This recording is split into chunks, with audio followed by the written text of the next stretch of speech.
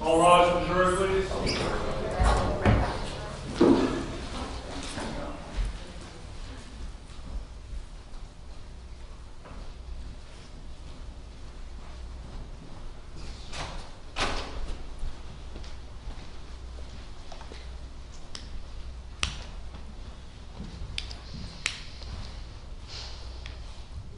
Thank you, Mr. Season.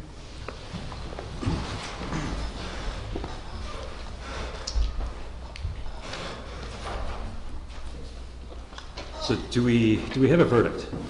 We do. And do we also have a foreperson? We do. Okay, excellent. Okay, and then if you could please read what the jury has decided. Sure. On the count of murder in the first degree, we decided unanimously that the defendant is not guilty. On the count of murder in the second degree, we found unanimously that the defendant is guilty. On the count of gross negligence, we found the defendant guilty or liable for gross negligence and not liable for wrongful death for lack of evidence and arguments. I'll just throw in there at the end.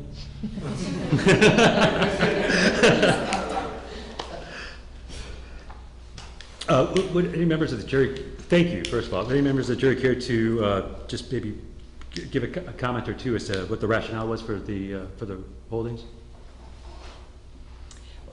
We analyzed through the statutes and worked through as members. You don't often get to hear the deliberations of a jury.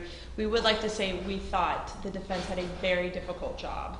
It is a hard set of facts for you, but I must commend when the facts weren't for you, you would say, there's nothing I can add to that. Again, it's a hard situation with Mr. Hyde, Dr. Jekyll continuing to take a potion where he knew that there was something that was likely to occur. We really decided it on recklessness and thought, given his weighty scientific experience and position as a great scientist, not knowing what is in your mixture, that's what really led us to that decision. But what a wonderful job. I think we all agreed. Very impressive. Bravo.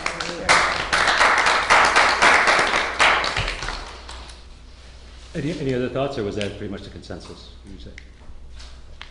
I think that I agree that was the consensus. One thing that troubled me was that there perhaps could have been a stronger effort to document how, if the defense was that he met the DSM criteria and the prosecution's arguing that he didn't, a counter argument to that with each specific factor enumerated might have been helpful. The other thing, just as a member of the jury, having nothing to do with the presentation itself, but I would like to have known what kind of experts the witnesses were. Your garden variety experts, just really keen, Because at one point I thought they were medical experts, and then you said they weren't. I was like, oh, okay, scratch that. So just for future planning purposes, that would be useful. One thing that I would suggest is that once your heads are so deeply in a case like this, you can forget that other people don't know it as well. Mm-hmm. And so you're actually, even if it's the judge who you think knows the case as well as you do, you have to teach them the case. So that means working through all of the facts to create that storyline so that we have a sense of what's going on. And then to,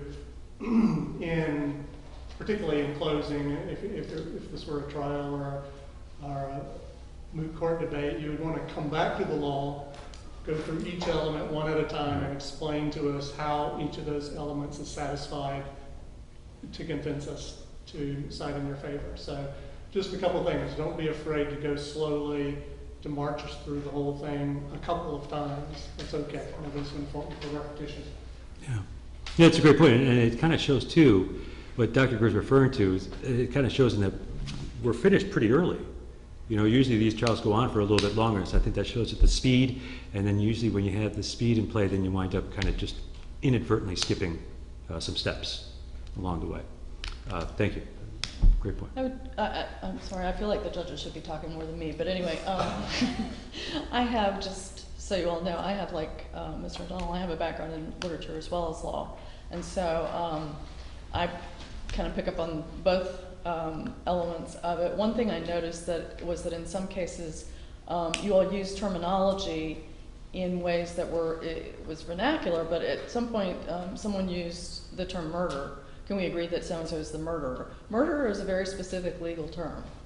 It means, the person who's guilty of committing that crime. And if you mean just the person who killed somebody, you should say that instead. Don't use a word that has a specific legal meaning, because that's an admission, essentially, that the guy did it, or could be construed that way.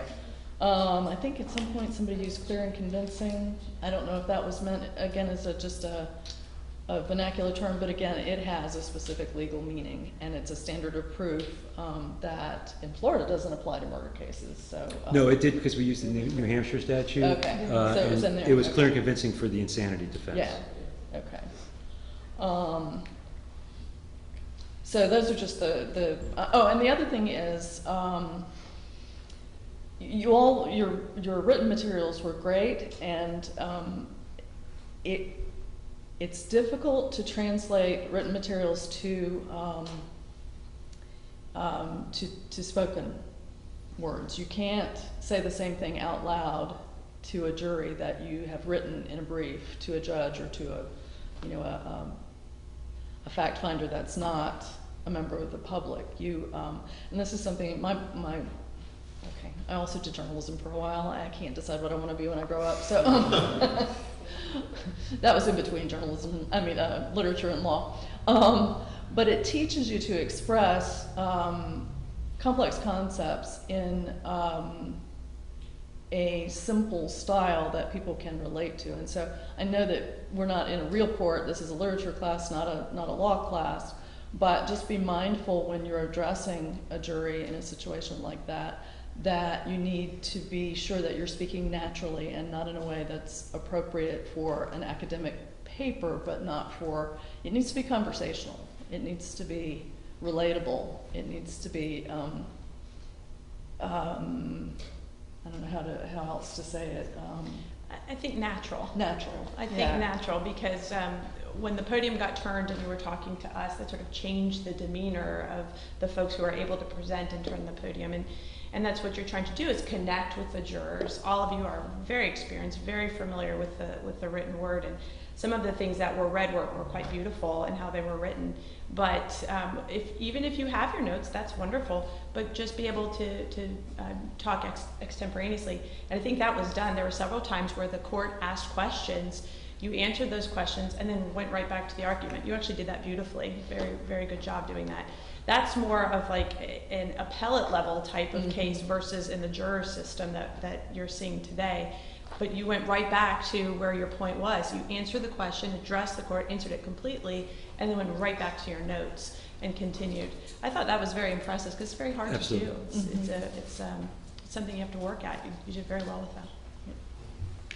I think from a defense standpoint, and trying to make sure you are characterizing the client, you all did a really good job. And you have to know the client's story and the narrative. And you kept coming back to exactly who Dr.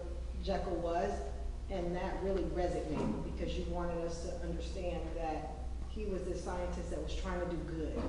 And so even at some point, I want to say Mr. O'Donnell was like, yeah, tell us all this. But that's what you want from the jury. So when you begin to get into that place where you understood the story that you wanted to get out, I do believe you were more persuasive. And I intentionally tried not to go back and read the story so that I wouldn't be thinking about what I read versus what you all were trying to convey.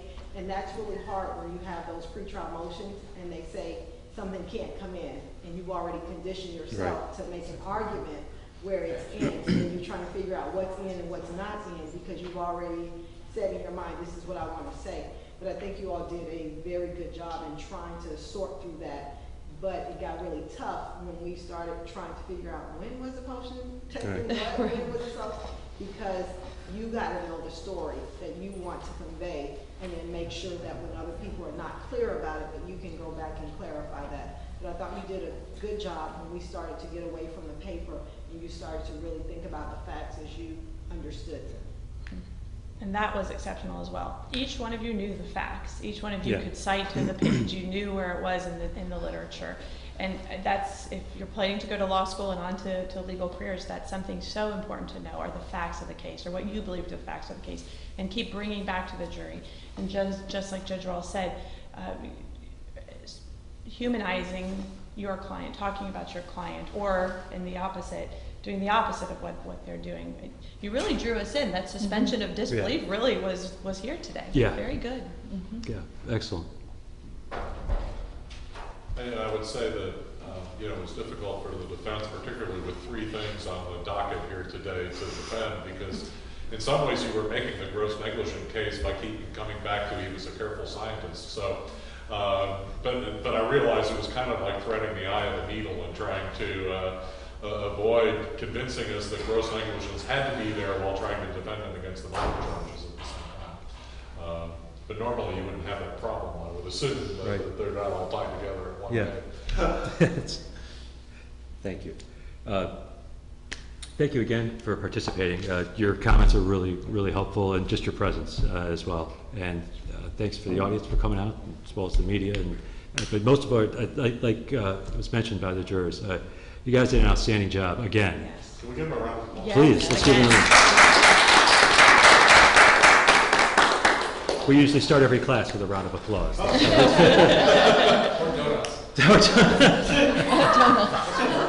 Thank you again. Thank you. Thank you. Thank you.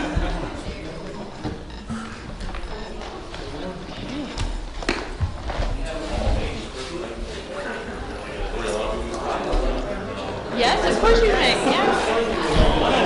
Watch your step, though.